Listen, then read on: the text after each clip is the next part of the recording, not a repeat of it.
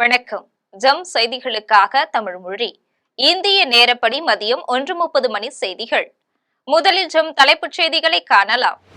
கேரள ஆளுநராக பணியாற்றி வரும் ராஜேந்திர விஸ்வநாத் அர்லேக்கர் தமிழக ஆளுநராக பதவியேற்பு. ஆளுநராக பதவியேற்ற பின் அவருக்கு சால்வை அணிவித்து வாழ்த்துக்களை தெரிவித்தார் முதலமைச்சர் மு.க.ஸ்டாலின். தூத்துக்குடி மாணவி பாலியல் வன்கொடுமையை கண்டித்து அதிமுக சார்பில் கண்டன அறிக்கை. காவல்துறையிடம் புகார் அளித்தும் மெத்தன போக்குடன் காவல்துறை செயல்பட்டுள்ளதாக எடப்பாடி பழனிசாமி குற்றச்சாட்டு. போர் பதற்றத்திற்கு பிறகு பல மார்க்கங்கள் வழியாக 75% அளவுக்கு கச்சா எண்ணெய் கொண்டுவர திட்டம். மத்திய பெட்ரோலியத்துறை இணை செயலாளர் சுஜாதா சர்மா அறிவிப்பு. இந்திய சரக்கு கப்பல்கள் மட்டும் ஹோர்முஸ் நீரிணை வழியாக செல்ல ஈரான் அரசு அனுமதி. ஹோர்முஸ் நீரிணையை கடந்து மும்பை வந்தடைந்த இந்திய சரக்கு கப்பல். வருகின்ற 14ஆம் தேதி மற்றொரு கப்பல் வரக்கூடும் எனவும் தகவல். இனி விரிவான செய்திகளை காணலாம்.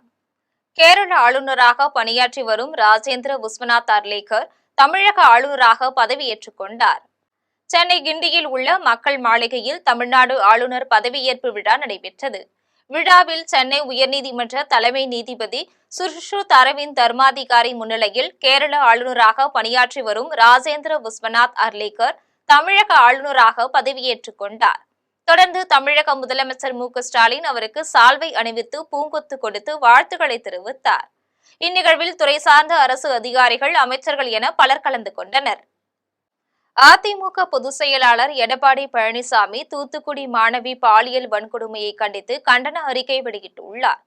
அதிமுக பொதுச் செயலாளர் எடப்பாடி பழனிசாமி தூத்துக்குடி மாணவி பாலியல் வன்கொடுமையை கண்டித்து தனது சமூக வலைதள பதிவில் கண்டன அறிக்கை வெளியிட்டுள்ளார்.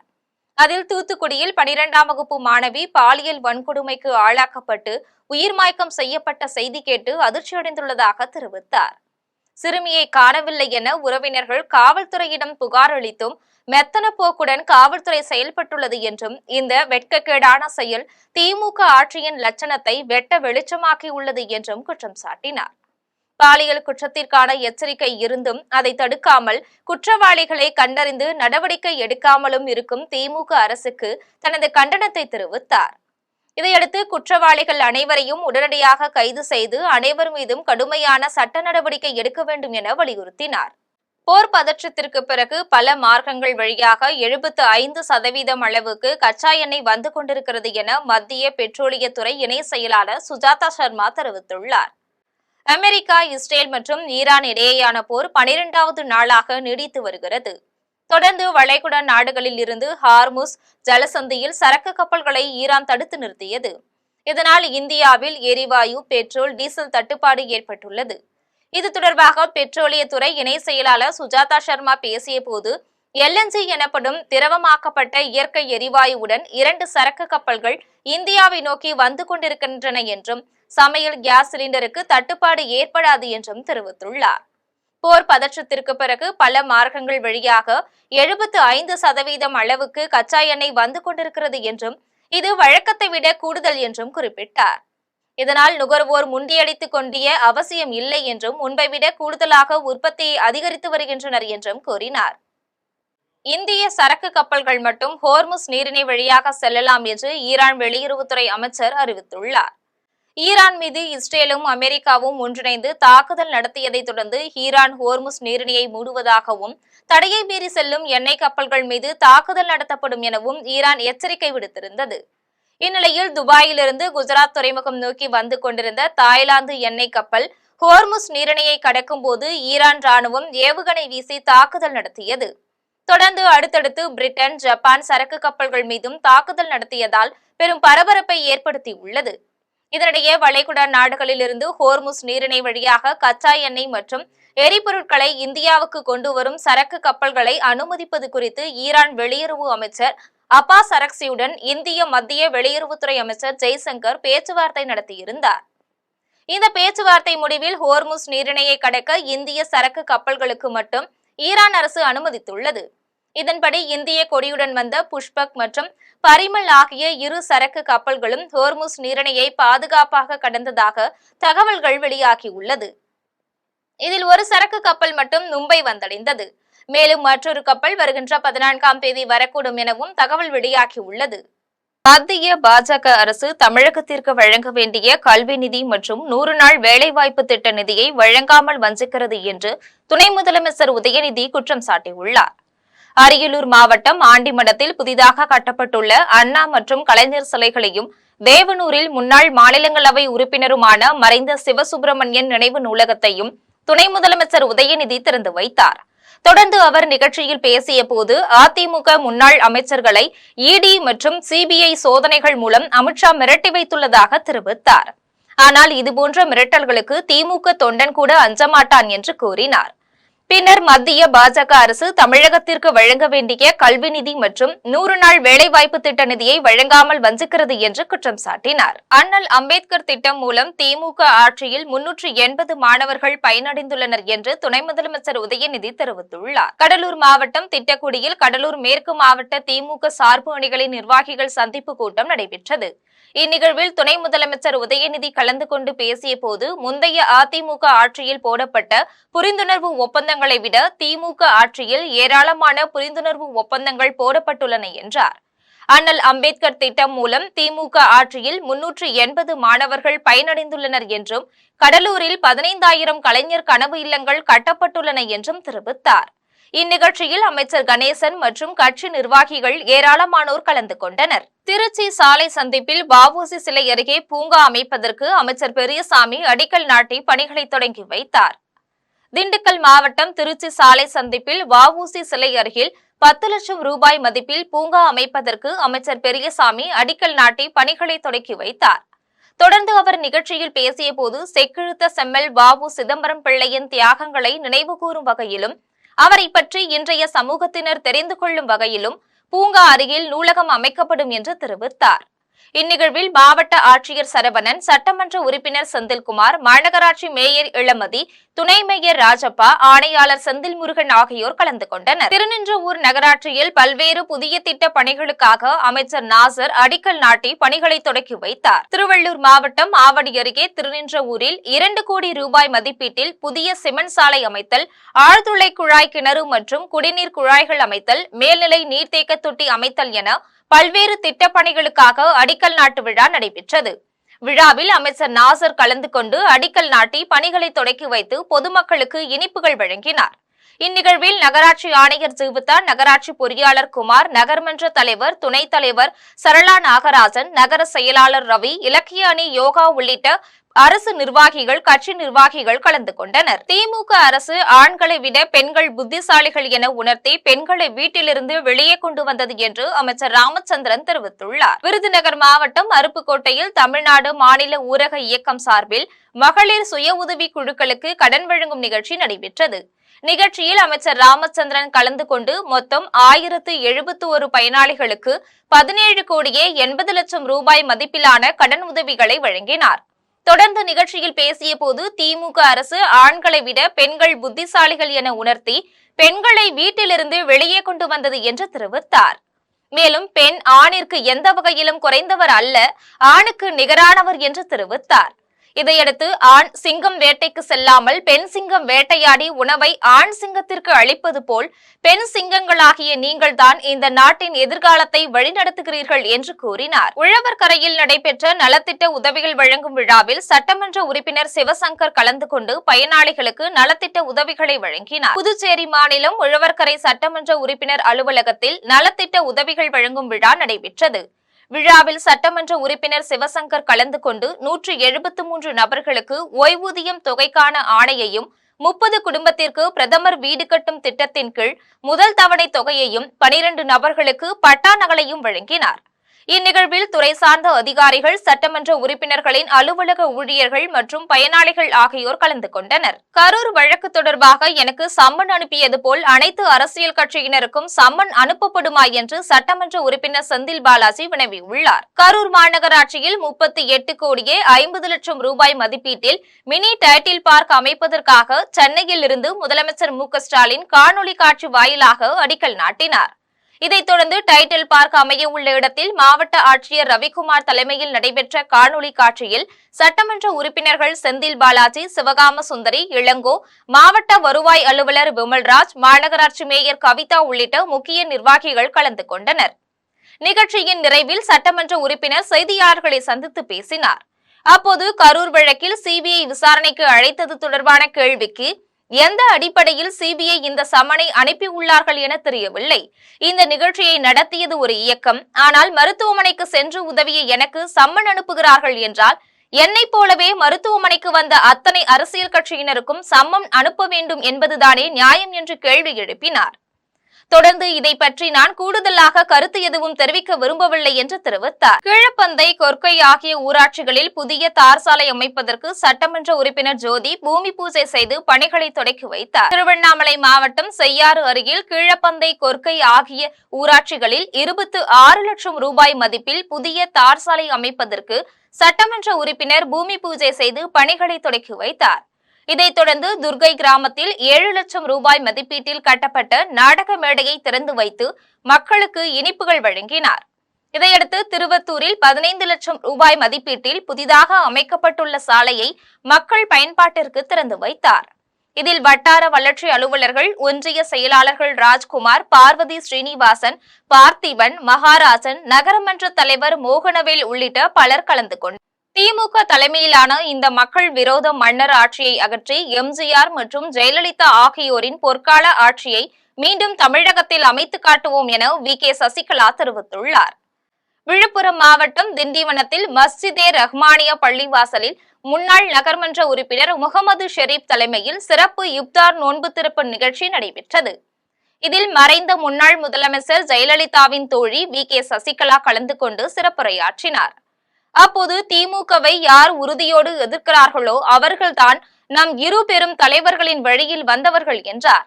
தமிழக மக்களின் ஆதரவோடு வருகின்ற சட்டமன்ற தேர்தலில் எதிரிகள், துரோகிகளை வேரறுத்து வெற்றி வாகை சூடுவோம் என்று தெரிவித்தார். திமுக தலைமையிலான இந்த மக்கள் விரோத மன்னர் ஆட்சியை வீட்டுக்கு அனுப்பி எம்ஜிஆர் மற்றும் ஜெயலலிதா ஆகியோரின் பொற்கால ஆட்சியை மீண்டும் தமிழகத்தில் அமைத்து காட்டுவோம் என்று கூறினார். போர்க்கால அடிப்படையில் மத்திய அரசு கேஸ் தட்டுப்பாட்டை எதிர்கொள்ள வேண்டும் என்று எஸ்டிபிஐ கட்சியின் தேசிய துணைத் தலைவர் தெஹலான் பாகவி வலியுறுத்தியுள்ளார். சென்னை தண்டையார்பேட்டையில் எஸ்டிபிஐ கட்சியின் மகளிர் அணியின் சார்பில் மத நல்லிணக்க இப்தார் நிகழ்ச்சி நடைபெற்றது. இந்நிகழ்ச்சியில் எஸ்டிபிஐ கட்சியின் தேசிய துணைத் தலைவர் தெஹலான் பாகவி, சட்டமன்ற உறுப்பினர் எபினேசர் உள்ளிட்ட பலர் கலந்து கொண்டனர். இதனைத் தொடர்ந்து தேசிய துணைத் தலைவர் தெஹலான் பாகவி செய்தியாளர்களை சந்தித்து பேசிய போது, சமையல் எரிவாயு சிலிண்டரை புக் செய்வதற்கு முடியாமல் மக்கள் மிகவும் சிரமமடைந்து வரும் நிலையில் பாஜக மாநில தலைவர் நயினார் நாகேந்திரன் சிலிண்டர் தட்டுப்பாடு கிடையாது என்று சாதாரணமாக பேசியுள்ளார் என்றும் குற்றம் சாட்டியுள்ளார். போர்க்கால அடிப்படையில் மத்திய அரசு இதை எதிர்கொள்ள வேண்டும் என்று வலியுறுத்தினார். தாவேக பிஜேபி கூட்டணி பற்றி பலர் கருத்து தெரிவிக்கும் நிலையில் தமிழக வெற்றிக் கழக தலைவர் விஜய் ஏன் மறுப்பு தெரிவிக்கவில்லை என்று கேள்வி எழுப்பினார். திமுக கூட்டணியில் இருப்பது உறுதியாகி உள்ளது என்றும் விரைவில் தொகுதி பங்கீடு குறித்து தெரியவரும் என்றும் கூறினார். தொடங்குவதற்கு முன்பே இந்த போர் நடைபெற்றால் இதுதான் நடக்கும் என்பது எல்லோருக்கும் தெரிந்த விடயம். எண்ணெய் தட்டுப்பாடு உருவாகும், எரிவாயு உருளையினுடைய விலை வந்து உயரும், தட்டுப்பாடு ஏற்படும் என்பதெல்லாம் எல்லோருக்கும் தெரிந்த ஒன்று என்கிற நிலையில் இதை ஏன் ஒன்றிய அரசு கணிக்க தவறியது, ஏன் முன்னெச்சரிக்கை நடவடிக்கைகளை எடுக்க தவறியது என்கிற கேள்விக்கு ஒன்றிய அரசு பதிலளிக்க வேண்டும். கோவையில் மாவட்ட காவல் கண்காணிப்பாளர் அலுவலகத்தில் கோவை டிஜி காப் என்ற சேவையை மாவட்ட ஆட்சியர் பவன்குமார், மாவட்ட காவல் கண்காணிப்பாளர் கார்த்திகேயன் உள்ளிட்டோர் தொடக்கி வைத்தனர். கோவையில் மாவட்ட காவல் கண்காணிப்பாளர் அலுவலகத்தில் கோவை டிஜி காப் என்ற சேவை அறிமுகம் செய்யப்பட்டுள்ளது. இதில் மாவட்ட ஆட்சியர் பவன்குமார், மாவட்ட காவல் கண்காணிப்பாளர் கார்த்திகேயன், மேற்கு மண்டல காவல்துறை தலைவர் சரவண சுந்தர், கோவை மாநகராட்சி ஆணையாளர் சிவகுரு பிரபாகரன் ஆகியோர் தொடக்கி வைத்தனர். இதுகுறித்து காவல் கண்காணிப்பாளர் கார்த்திகேயன் பேசியபோது, இந்த சேட்பாட் மூலம் புகார் அளிக்கும் பட்சத்தில் உடனடியாக நடவடிக்கை எடுப்பதற்கு ஏற்பாடு செய்யப்படும் என்றார். பொதுமக்களுடைய சந்தேகங்கள், கேள்விகளுக்கு விளக்கமளிக்கும் வகையில் சேவைகள் வழங்கப்பட்டுள்ளது என்று தெரிவித்தார். சிலிண்டர்களை சட்டவிரோதமாக விற்பனை செய்யப்படுகிறதா என தகவல்களை திரட்டி வருவதாகவும், அவ்வாறு குற்றங்கள் நேர்ந்தால் நடவடிக்கை எடுக்கப்படும் எனவும் எச்சரிக்கை விடுத்தார். இந்த கோவை டிஜிகப் மூலியமாக பொதுமக்களுக்கு ஒரு நம்பர் நம்ம இன்ட்ரடியூஸ் பண்ணியிருக்கோம். நீங்கள் ஸ்க்ரீனில் பார்க்கலாம். 9840091100. இந்த நம்பருக்கு பொதுமக்கள் வாட்ஸ்அப்பில் சேவ் பண்ணி ஹாய் அப்படின்னு ஒரு மெசேஜ் போடும்போது ஒரு 9 வெர்டிகல்ஸில் பல்வேறு வகையான சர்வீசஸ் வந்து நம்ம கோயம்புத்தூர் டிஸ்ட்ரிக்ட் போலீஸ் வந்து ஆஃபர் பண்ணுறோம். வரும் முகூர்த்த நாட்களுக்குள் சமைக்க தேவையான சிலிண்டர்களை தங்களுக்கு வழங்கினால் நன்றாக இருக்கும் என்று தமிழ்நாடு கேட்டரிங் உரிமையாளர்கள் நல சங்கத்தினர் தெரிவித்துள்ளனர். சென்னை சேப்பாக்கத்தில் தமிழ்நாடு கேட்டரிங் உரிமையாளர்கள் நல சங்கத்தினர் செய்தியாளர்களை சந்தித்து பேசினர். அப்போது நாடு முழுவதும் சிலிண்டர் எரிவாயு தட்டுப்பாடு நிலவி வருவதால் கேட்டரிங் தொழிலாளர்கள் மிகவும் பாதிக்கப்பட்டுள்ளதாக தெரிவித்தனர். இதுகுறித்து அமைச்சர் சக்கரபாணியிடம் மனு கொடுத்துள்ளதாகவும் இதற்கு அமைச்சர் மத்திய அரசுதான் தலையிட்டு நடவடிக்கை எடுக்க வேண்டும் என கூறியதாகவும் தெரிவித்தனர். மேலும் இது தொடர்பாக அமைச்சர் முதலமைச்சரிடம் எடுத்துரைப்பதாக தெரிவித்தனர். இதையடுத்து வரும் முகூர்த்த நாட்களுக்குள் சமைக்க தேவையான சிலிண்டர்களை தங்களுக்கு வழங்கினால் நன்றாக இருக்கும் என்று தெரிவித்தனர். முகூர்த்தம் இருக்கும்போது ஒரு கல்யாணத்தில் குறைஞ்சது 3000 பேர் 2000 பேர் சாப்பாடு. அந்த 3000 பேர் 2000 பேர் சாப்பாடை நாங்கள் எப்படி சரி எல்லா மண்டபத்திலும் பொல்யூஷன் கண்ட்ரோல்னு சொல்லி நவீனப்படுத்துகிறோன்னு சொல்லி கேஸ் கனெக்ஷன் தான் வச்சுருக்காங்க. எங்கேயுமே கரண்ட் கனெக்ஷன் எதுவுமே கிடையாது. இதுதான் நவீனம். இப்போதைக்கு இதுதான் நவீனம்.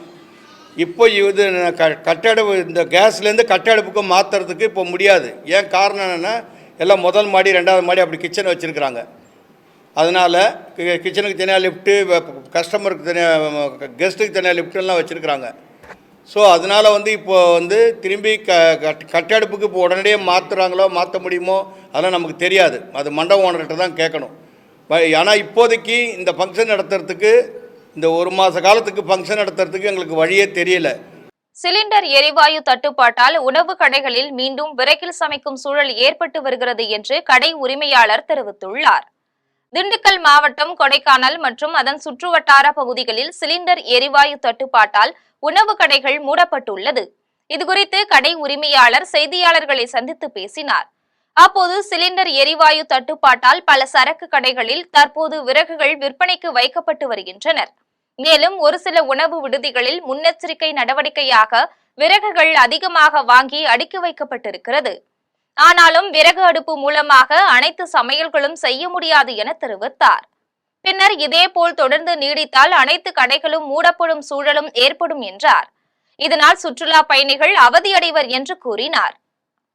கடந்த 3 நாட்களாக வந்து நாங்கள் எங்களுக்கு ரெகுலரான எரிவாயு சிலிண்டர் இறக்குற ஸ்தாபனத்தில் தான் நாங்கள் வாங்கிக்கிட்டு இருக்கோம். டெய்லி 4 சிலிண்டர் எங்களுக்கு இறக்குமதி பண்ணிடுவாங்க. கடந்த 3 நாட்களாக நாங்கள் சிலிண்டருக்காக அவங்களுக்கு தொடர்பு கொண்டு கேட்கும்போது இன்னும் சிலிண்டர் வரல, கொஞ்சம் தட்டுப்பாடாக இருக்குது, இன்றைக்கி நாளைக்கு சொல்லிக்கிட்டு இருந்தாங்க. நாங்கள் இருக்கிற சிலிண்டரை பேலன்ஸ் பண்ணி இன்றைக்கி வரையும் ஓட்டிக்கிட்டு இருந்தோம்.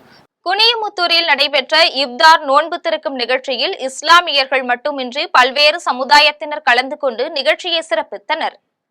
கோவை குனியமுத்தூரில் மனிதநேய அறக்கட்டளை சார்பில் இப்தார் நோன்பு திறக்கும் நிகழ்ச்சி அறக்கட்டளை நிறுவன தலைவர் சுலைமான் தலைமையில் நடைபெற்றது. நிகழ்ச்சியில் மாநகர காவல் துணை ஆணையர் கார்த்திகேயன் கலந்து கொண்டு இப்தார் நோன்பை திறந்து வைத்தார். தொடர்ந்து நிகழ்ச்சியில் கலந்து கொண்ட அனைவருக்கும் நோன்பு திறப்பதற்கான ஆரம்ப உணவாக நோன்பு கஞ்சி, ரோஸ் மில்க், வடை உள்ளிட்டவை வழங்கப்பட்டது.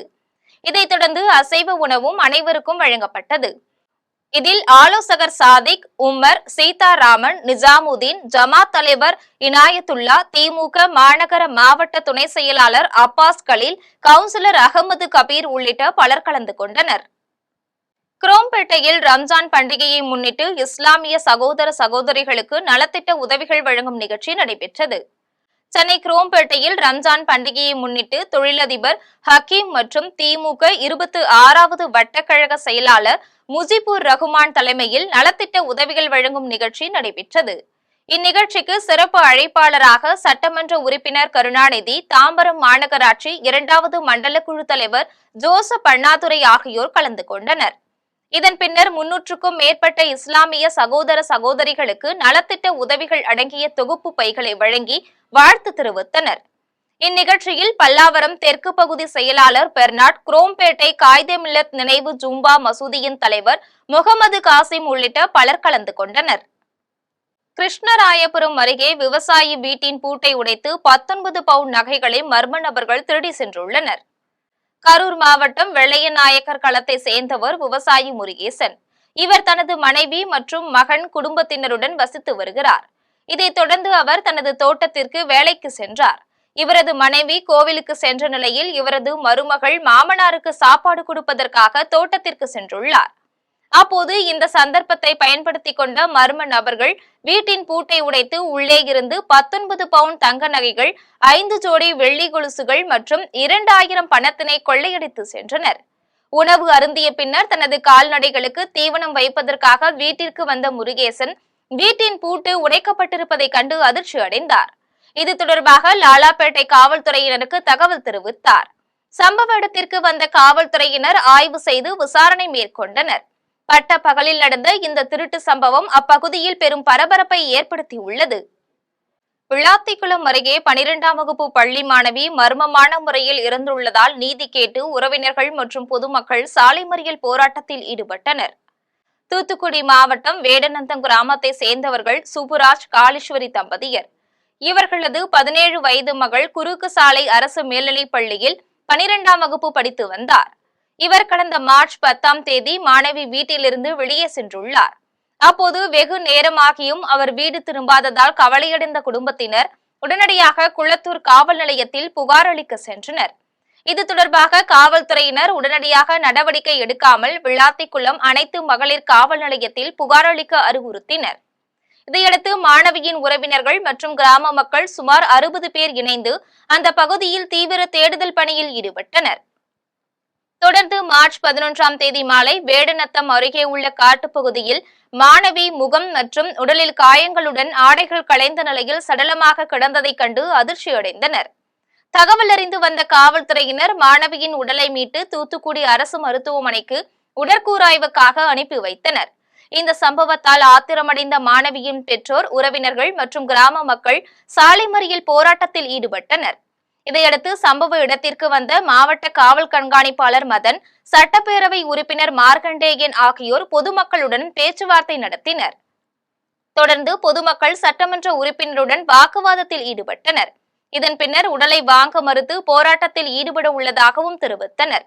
இந்த சம்பவம் காரணமாக வேடநத்தம் கிராம மக்களிடையே பெரும் சோகத்தை ஏற்படுத்தியுள்ளது. கூகலூர் திமுக கவுன்சிலர் கோடீஸ்வரன் கந்துவட்டி தகராறில் பிரபு என்பவரை அரை நிர்வாணப்படுத்தி தாக்கிய வீடியோ எடுத்த புகாரில் கோபி காவல்துறையினர் கைது செய்தனர். ஈரோடு மாவட்டம் கூகலூர் பேரூராட்சி திமுக கவுன்சிலர் கோடீஸ்வரன் கந்துவட்டி வசூலில் ஈடுபட்டுள்ளார். அவரிடம் பணம் பெற்ற கோபியை சேர்ந்த பிரபு என்பவர் மீதி தொகையை திருப்பி அளிக்க சென்றபோது ஊருக்கு ஒதுக்குப்புறமான இடத்திற்கு வரவழைக்கப்பட்டு கவுன்சிலர் மற்றும் அவரது நண்பரால் கடுமையாக தாக்கப்பட்டார். பிரபுவின் உடைகளை அவிழ்த்து அரை நிர்வாணமாக்கியதோடு அந்த கொடூரமான தாக்குதலை செல்போனில் வீடியோவாக எடுத்து அவரது நண்பர்களுக்கு அனுப்பி கவுன்சிலர் அராஜகத்தில் ஈடுபட்டார்.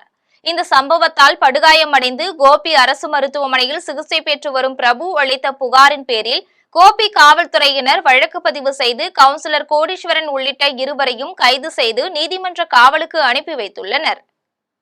மதுரை உரங்கான்பட்டி மஞ்சுவிரட்டு விழாவில் மாடு முட்டியும் குளத்தில் மூழ்கியும் இருவர் உயிரிழந்ததோடு 60க்கும் மேற்பட்டோர் காயமடைந்த சம்பவம் பெரும் சோகத்தை ஏற்படுத்தியுள்ளது. மதுரை மாவட்டம் உரங்கான்பட்டி கிராமத்தில் மந்தை கருப்பண்ணசாமி கோவில் திருவிழாவை முன்னிட்டு மஞ்சுவிரட்டு போட்டி நடைபெற்றது. இந்நிகழ்ச்சியில் சிவகங்கை மற்றும் தேனி உள்ளிட்ட மாவட்டங்களில் இருந்து அழைத்து வரப்பட்ட 750க்கும் மேற்பட்ட காளைகள் போட்டியில் சீறி பாய்ந்த நிலையில் மாடு முட்டியதில் பார்வையாளர் கோவிந்தசாமி என்பவரும் குளத்தில் விழுந்த மாட்டை மீட்க சென்ற உரிமையாளர் வைரமுத்து என்பவரும் பரிதாபமாக உயிரிழந்தனர். மேலும் மாடுபிடி வீரர்கள் மற்றும் பார்வையாளர்கள் என 60க்கும் மேற்பட்டோர் காயமடைந்து மருத்துவமனையில் சிகிச்சை பெற்று வரும் நிலையில் இவ்விபத்து சம்பவங்கள் அப்பகுதியில் பெரும் சோகத்தை ஏற்படுத்தியுள்ளன. தண்டலம் தனியார் கல்லூரியில் நாய்க்குட்டியை அடித்துக் கொன்ற காவலாளிகள் அதனை தட்டி கேட்ட மாணவர் மீதும் தாக்குதல் நடத்திய சம்பவம் குறித்து போலீசார் தீவிர விசாரணை நடத்தி வருகின்றனர். காஞ்சிபுரம் மாவட்டம் தண்டலம் தனியார் மருத்துவக் கல்லூரி வளாகத்தில் சுற்றித் திரிந்த நாய்க்குட்டியை அங்கிருந்த காவலாளிகள் கொடூரமான முறையில் அடித்துக் கொன்றுள்ளனர். அதனை தட்டி கேட்ட மாணவர் மீதும் காவலாளிகள் சரமாரியாக தாக்குதல் நடத்திய வீடியோ வெளியாகி பெரும் பரபரப்பை ஏற்படுத்தியுள்ளது. இந்த சம்பவம் குறித்து ப்ளூ கிராஸ் அதிகாரி தமிழ் அளித்த புகாரின் அடிப்படையில் ஸ்ரீபெரும்புத்தூர் காவல்துறையினர் சம்பந்தப்பட்ட காவலாளிகளை காவல் நிலையம் வரவழைத்து அவர்கள் மீது சட்ட ரீதியாக நடவடிக்கை எடுக்க தீவிர விசாரணை மேற்கொண்டு வருகின்றனர். இனி வருவது திரையுலக செய்திகள். பிரபல நடிகர் கவின் நடிக்கும் ஹாய் என்ற புதிய படத்தின் போஸ்டரை படக்குழுவினர் வெளியிட்டுள்ளனர். பிரபல நடிகர் Kavin lift, star, Kish, Tata உள்ளிட்ட பல திரைப்படங்களில் நடித்துள்ளார். இவர் தற்போது ஹாய் என்ற புதிய படத்தில் நடித்து வருகிறார். இயக்குனர் விஷ்ணு எடவன் இயக்கத்தில் இசையமைப்பாளர் ஜென் மார்டின் இப்படத்திற்கு இசையமைக்கிறார். இப்படத்தில் நயன்தாரா மற்றும் சத்யராஜ் முக்கிய கதாபாத்திரத்தில் நடித்து வருகின்றனர். வயதில் சிறியவன் தனக்கு மூத்த வயதுடைய ஒரு பெண்ணின் மீது காதல் வயப்படுவது போல இப்படம் உருவாகியுள்ளது. இதனிடையே இப்படத்தின் புதிய போஸ்டரை படக்குழுவினர் வெளியிட்டுள்ள நிலையில் நடிகர் கவின் ரசிகர்களிடையே இப்படத்தின் மீதான எதிர்பார்ப்பு அதிகரித்துள்ளது. இனி வருவது விளையாட்டு செய்திகள்.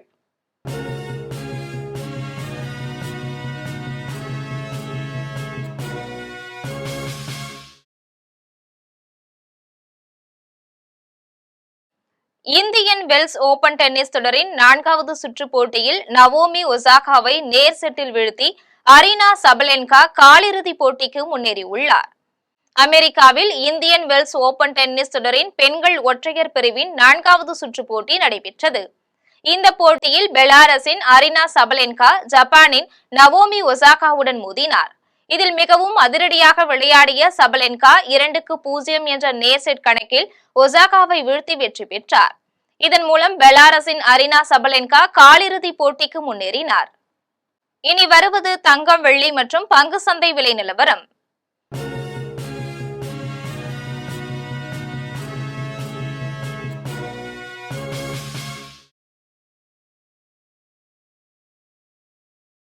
சென்னையில் ஆபரண தங்கம் இன்று ஒரு சவரன் 1,19,760 ரூபாய்க்கு விற்பனை செய்யப்படுகின்றது.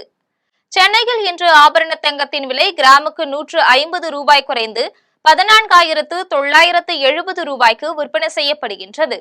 மேலும் ஒரு சவரன் 1,200 ரூபாய் குறைந்து 1,19,760 ரூபாய்க்கு விற்பனை செய்யப்படுகின்றது. 24 கேரட் தூய தங்கம் ஒரு சவரன் 1,30,648 ரூபாய்க்கு விற்பனை செய்யப்படுகின்றது. மேலும் 1 கிராம் வெள்ளி 290 ரூபாய்க்கும் 1 கிலோ வெள்ளி 2,90,000 ரூபாய்க்கும் விற்பனை செய்யப்படுகின்றது. இந்திய பங்கு சந்தைகளில் வணிகம் இன்று சரிவுடன் காணப்படுகின்றது. மும்பை பங்கு சந்தை பங்கு விலை குறியீட்டு எண் சென்செக்ஸ் 549 புள்ளிகள் குறைந்து 76,313 புள்ளிகளில் வணிகமாகிறது. தேசிய பங்கு சந்தை பங்கு விலை குறியீட்டு எண் நிப்டி 174 புள்ளிகள் குறைந்து 23,693 புள்ளிகளில் வணிகமாகிறது. மீண்டும் தலைப்புச் செய்திகள். கேரள ஆளுநராக பணியாற்றி வரும் ராஜேந்திர விஸ்வநாத் அர்லேக்கர் தமிழக ஆளுநராக பதவியேற்பு. ஆளுநராக பதவியேற்ற பின் அவருக்கு சால்வை அணிவித்து வாழ்த்துக்களை தெரிவித்தார் முதலமைச்சர் மு.க.ஸ்டாலின். தூத்துக்குடி மாணவி பாலியல் வன்கொடுமையை கண்டித்து அதிமுக சார்பில் கண்டன அறிக்கை. காவல்துறையிடம் புகார் அளித்தும் மெத்தன போக்குடன் காவல்துறை செயல்பட்டுள்ளதாக எடப்பாடி பழனிசாமி குற்றச்சாட்டு. போர் பதற்றத்திற்கு பிறகு பல மார்க்கங்கள் வழியாக 75% அளவுக்கு கச்சா எண்ணெய் கொண்டுவர திட்டம். மத்திய பெட்ரோலியத்துறை இணை செயலாளர் சுஜாதா சர்மா அறிவிப்பு. இந்திய சரக்கு கப்பல்கள் மட்டும் ஹோர்முஸ் நீரிணை வழியாக செல்ல ஈரான் அரசு அனுமதி. ஹோர்முஸ் நீரிணையை கடந்து மும்பை வந்தடைந்த இந்திய சரக்கு கப்பல் வருகின்ற 14ஆம் தேதி மற்றொரு கப்பல் வரக்கூடும் எனவும் தகவல். இத்துடன் ஜெம் செய்திகள் நிறைவடைகின்றன. மீண்டும் ஜெம் செய்திகள் இன்று மாலை 6 மணிக்கு. உடனுக்குடன் செய்திகளை காண ஜெம் லைவ்.tv என்ற இணையதளத்தில் இணைந்திருங்கள். நன்றி, வணக்கம்.